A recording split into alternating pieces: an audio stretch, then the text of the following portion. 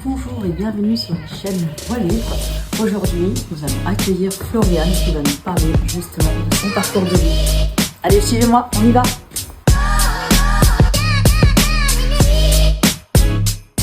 Comment vas-tu aujourd'hui? Écoute, je vais très bien. Je suis ravie d'être ici. Merci de m'accueillir. Avec grand plaisir. Le but de cette chaîne, effectivement, c'est de pouvoir apporter des déclics, des lumières aux personnes afin qu'elles puissent s'inspirer des épreuves que les gens ont vécues et que ça puisse leur apporter plein d'espoir aussi, comme aujourd'hui tu vas nous en parler. Donc là, nous allons expérimenter un nouveau jeu que j'ai créé. Elle ne connaît pas du tout ce qui va se passer, donc elle va pouvoir aussi le vivre avec nous directement.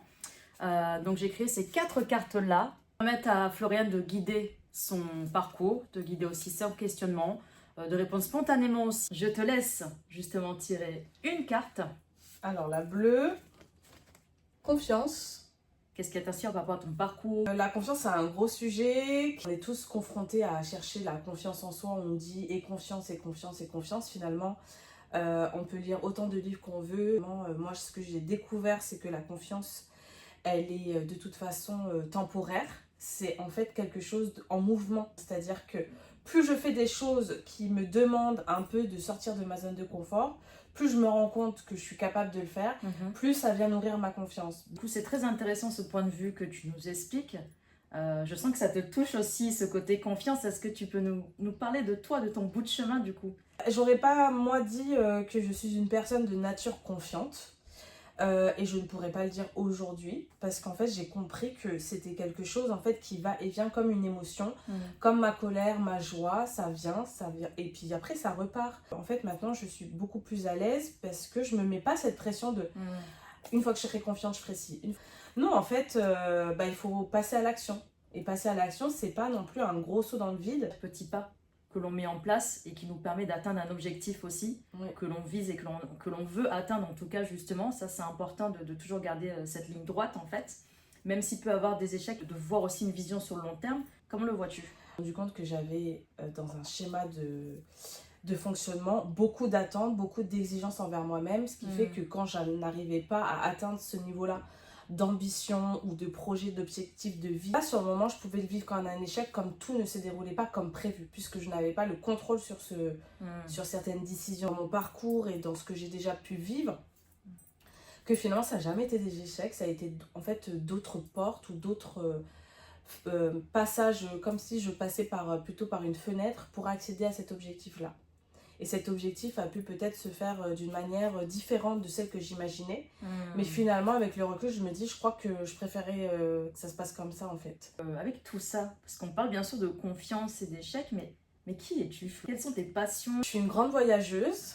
J'ai toujours adoré partir chaque année à l'étranger. Alors moi, je suis issue du droit. J'ai fait une licence de droit à la sortie de mon bac.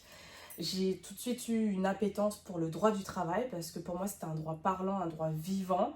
On pouvait tout de suite se projeter sur des situations qu'on rencontrait, soit nos parents, notre entourage. J'ai grandi en Nouvelle-Calédonie. On n'était pas assez nombreux pour ouvrir un master là-bas.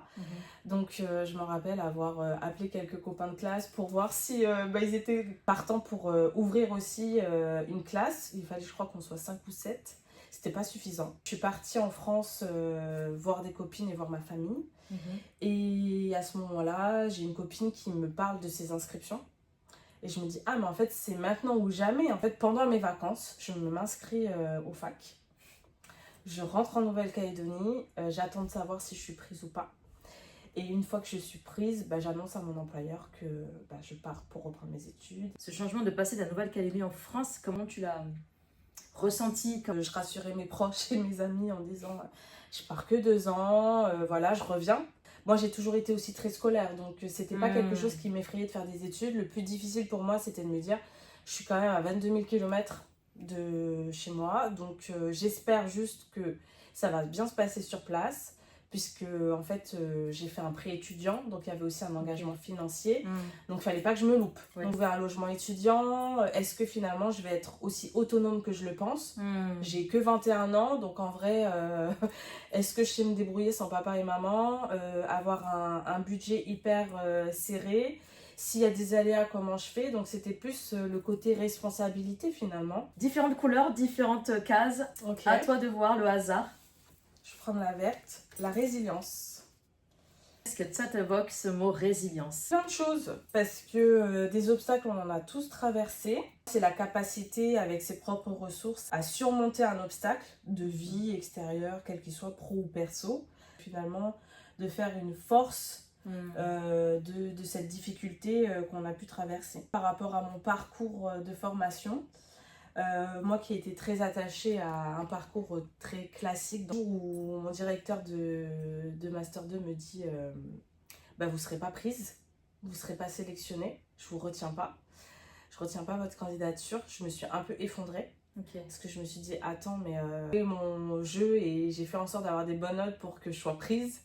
Et là, gars, tu changes les règles du jeu à la fin.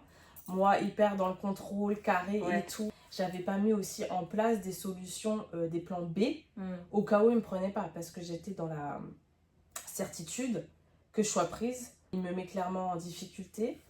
Et je me vois appeler une amie qui n'a pas non plus été retenue dans son école. Et on se dit, mais qu'est-ce qu'on va faire là? On va rentrer en stage en Nouvelle-Calédonie. On va dire quoi à nos parents? Clairement. Parce qu'on a été bêtes de penser qu'on allait être prise comme ça. De rien prendre pour acquis dans la vie, parce que, comme tu le montres, tu avais un objectif focus. Et au final, la vie en a décidé autrement. Comment tu as pu rebondir? On m'a parlé de l'alternance. Dans ma tête, je me dis, oh, alternance, c'est uniquement pour, entre guillemets, les parcours professionnels. Donc, je vois pas du tout le droit. Enfin, c'est aucun regret d'avoir fait de l'alternance, parce que c'est ça qui m'a ouvert des portes dans mes entreprises d'app. J'étais dans le terrain, j'ai mis les mains dans le cambouis. Donc, finalement, à la sortie de mes études, j'étais déjà très opérationnelle pour une... finalement, à travers un obstacle, faire un sacré cadeau. En tout cas, bravo pour ce parcours-là. Merci d'avoir joué le jeu. Je reviens sur juste un point que tu as dit, et ce qui est très important par rapport aussi à la jeunesse, parce que c'est vrai que quand on est jeune et quand on cherche une alternance, peu importe l'âge aussi, bien sûr, pour pouvoir reprendre ses études et refaire sa vie, c'est très compliqué de trouver une alternance aussi. Quel est le message que tu pourrais apporter aux personnes qui se disent, moi aussi j'ai envie d'y croire, j'ai envie de rebondir et renaître et trouver quelque chose qui me fasse plaisir aujourd'hui? L'alternance, pour moi, c'est une sacrée porte. Ça permet aussi de confirmer son projet professionnel et de voir dans un environnement de travail si finalement les activités, les tâches de ce poste nous plaisent, et aussi de découvrir d'autres métiers, parce que finalement on est en contact avec nos collègues qui n'ont pas forcément la même activité, et de découvrir plusieurs métiers différents dans un même environnement de travail. Celles et ceux qui doutent, qui se posent des questions, il y a les portes ouvertes, il y a maintenant des immersions, des enquêtes terrain qui peuvent se faire. Il y a pas mal de dispositifs qui sont mis en place. Il y a même des personnes qui vous accompagnent aussi sur ces projets-là. N'hésitez pas à faire appel à eux, parce qu'ils ont des réponses que des fois on ne s'imagine pas, on ne soupçonne pas. Et finalement, en fait, il y a de super belles surprises. Donc au contraire, posez des questions, intéressez-vous, et puis toujours des personnes...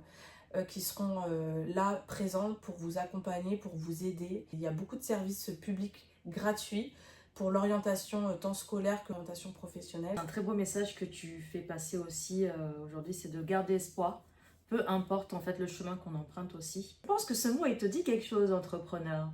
Je suis lancée dans cette aventure l'année dernière, il y a presque un an, un peu par hasard, parce que moi j'ai toujours pensé aux salariés. J'ai quitté mon poste il y a bientôt 3 ans. J'étais arrivée un peu à bout.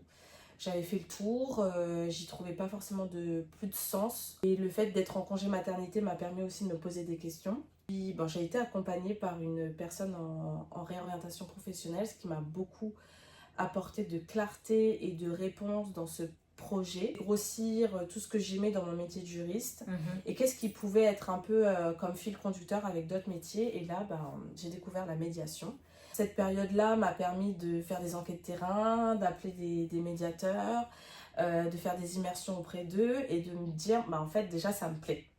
Je me suis dit, bon, Flo, à un moment donné, est-ce que tu tenterais pas l'entrepreneuriat? J'avais beaucoup de peur, beaucoup d'inquiétude, mais je me suis dit, bon, si je le fais pas maintenant, c'est sûr que j'aurai des regrets. L'entrepreneuriat, ça s'apprend, il faut s'entourer, et il y a aussi pas mal de choses et de dispositifs qui sont mis en place pour nous accompagner dans la création d'entreprise. Moi, je te propose qu'on tire une dernière carte, justement. La créativité. Est-ce que la créativité t'évoque, du coup, dans ton métier aussi? Alors, on pourrait pas Imaginez que la médiation, c'est être créatif dans notre accompagnement, qui est d'amener les personnes qui ne s'entendent plus, qui ont des désaccords, et les amener à faire preuve finalement de créativité dans la solution qu'ils vont mettre en place. Dans une forme d'entente. En fait, ils sont eux-mêmes acteurs. Si la solution vous convient et que, entre guillemets, elle est acceptable pour les deux, c'est leur solution. Merci Floriane, en tout cas, de te dévoiler en fait, auprès de la chaîne Libre et d'avoir joué le jeu aussi. Justement, ça, c'est aussi chouette que tu puisses expérimenter ça avec moi. J'ai toujours une question que je pose à la fin. C'est soit quelle trace ou quel message tu souhaites du coup laisser que les personnes puissent se rappeler de toi, que ce soit tes proches, que ce soit des personnes que tu as croisées aussi sur ton chemin.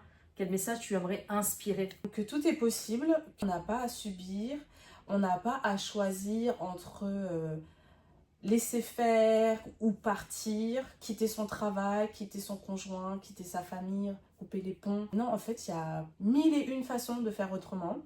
1001 façons de trouver sa façon aussi d'être en relation avec les autres, qui nous permet aussi d'être apaisé, ne craint pas le jugement des autres. Où est-ce qu'on peut te retrouver avant qu'on clôture? Vous pouvez me retrouver sur LinkedIn, Floriane Paty. Merci Floriane, je te souhaite une très belle journée et puis à très bientôt.